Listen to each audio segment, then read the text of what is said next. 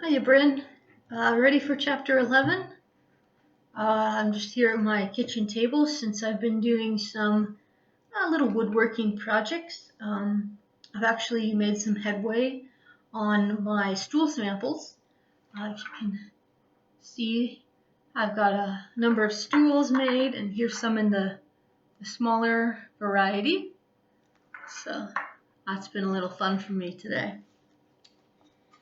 Chapter 11. John Winston was Henry's accountant. He handled his income tax affairs, his investments, and all other problems that had to do with money. Henry had known him for 18 years, and a friendship had developed between the two men. Remember, though, that up until now, John Winston had known Henry only as the wealthy, idle playboy who had never done a day's work in his life. I don't think he was a playboy, because remember, he wasn't really interested in people that way, but who knows? You must be mad, John Winston said when Henry told him his plan. Nobody has ever devised a system for beating the casinos.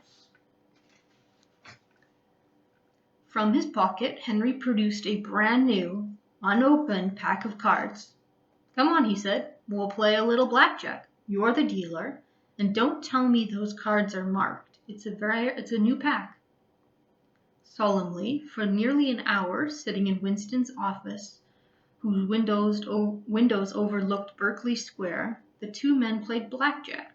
They used matchsticks as counters, each match being worth 25 pounds. After 50 minutes, Henry had no less than 34,000 pounds. John Winston couldn't believe it. How do you do it? He said. Put the pack on the table, Henry said, face down. Winston obeyed. Henry concentrated on the top card for 4 seconds. That's a knave of hearts, he said. It was. The next one is a 3 of hearts. It was. He went right through the entire pack, naming every card. Go on, John Winston said. Tell me how you do it. This usually calm and mathematical man was leaning forward over his desk, staring at Henry with eyes big and bright as 2 stars. You do realize you are doing something completely impossible, he said. It is not impossible, Henry said. It is only very difficult. I am the one man in the world who can do it. The telephone rang on John Winston's desk. He lifted the receiver and to his secretary. No more calls, please, Susan, until I tell you, not even my wife. He looked up, waiting for Henry to go on. Henry then proceeded to explain to John Winston how he had acquired the power. He told him how he had found the notebook and about Imrat Khan, and then he described how he'd been training non-stop for the past 3 years, training his mind to concentrate. When he had finished, John Winston said, Have you tried walking on fire? No, Henry said, and I'm not going to. What makes you think you'll be able to do this thing with the cards in the casino? Henry told him about his visit to Lord's house the night before. 6,600 pounds? John Winston cried. Did you honestly win that much in real money? Listen, Henry said. I just won 34,000 from you in less than an hour. So you did. 6,000 is the very least I could win, Henry said. It was a terrific effort not to win more. You'll be the richest man on earth. I do not want to be the richest man on earth, Henry said. Not anymore. Then he told him about his plan for orphanages. When he had finished, he said, Will you join me, John? Will you be my money man, my banker, my administrator, and everything else? There will be millions coming in every year. John Winston, a cautious and prudent accountant, would not agree to anything at all on the spur of the moment. I want to see you in action first, he said. So that night they went to the Ritz Club on Curzon Street. Can't go to Lord's house again now for some time, Henry said. On the first spin of the roulette wheel, Henry staked £100 on number 27. It came up. The second time he put it on number 4. That came up too. The total of £7,200 profit. An Arab sitting next to Henry said, "I have just lost £55,000. How do you do it?" "Luck," Henry said. "Just luck. I mean, it is lucky that he happened upon the notebook." Actually, it was a 1 in 6 chance that he was even out of the game of canasta.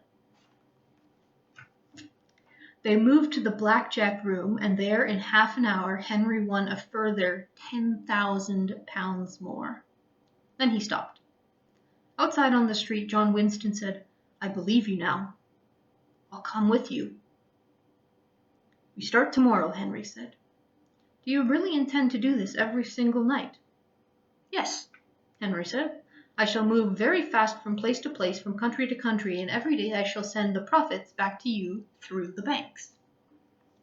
Do you realize how much this will add up to in a year?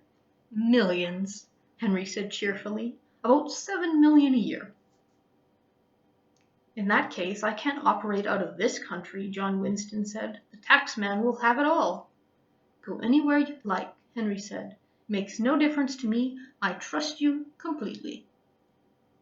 "I shall go to Switzerland," John Winston said, "but not tomorrow. I can't just pull up and fly away. I'm not an unattached bachelor like you with no responsibilities. I must talk to my wife and children. I must give notice to my partners in the firm. I must sell my house. I must find another house in Switzerland. I must take the kids out of school. My dear man, these things take time." Henry drew from his pocket the £17,500 he had just won and handed them to the other man. "Here's some petty cash to tide you over until you get settled," he said. "But do hurry up. I want to get cracking." Within a week, John Winston was in Lausanne, with an office high up on a lovely hillside above Lake Geneva. His family would follow him as soon as possible, and Henry went to work on the casinos. That is the end of chapter 11. Now, chapter 12 is less than a page long, so I'm going to also read it here as well.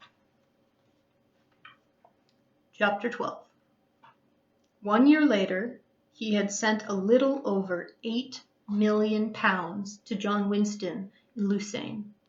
The money was sent 5 days a week to a Swiss company called Orphanages S.A.